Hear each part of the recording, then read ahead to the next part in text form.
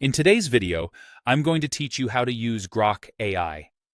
Whether you're brand new or just need a quick refresher, I'll walk you through a simple, reliable workflow so you can get helpful answers fast and keep your chats organized.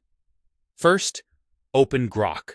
You can do this in your browser or the official app, depending on what you prefer.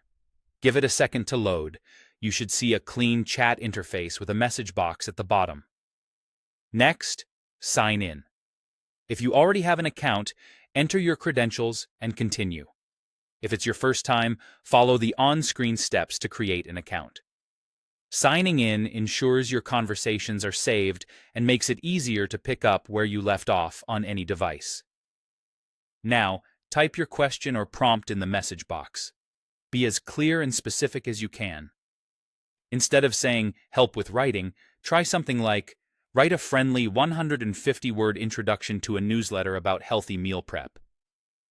Add context or constraints if it matters: tone, length, audience, or examples you like. Avoid sharing any personal or sensitive information. Grok doesn't need it to help. Press Enter to send the prompt. You'll see your message appear in the chat, and Grok will start working.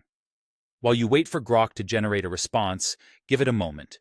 Complex questions might take a bit longer, especially if you've asked for detailed steps or examples. When the response appears, read it carefully. Check that it matches your intent, and skim for key points, assumptions, and any details you might want to tweak. If something's off, that's perfectly normal. AI works best interactively. Ask follow-up questions if needed. You can say, "Shorten this to 2 paragraphs. Give me 3 alternative ideas," or "explain step 3 in simpler terms." Iterating like this helps you refine the answer until it's exactly what you need. If you get a response you want to keep, copy, or save it.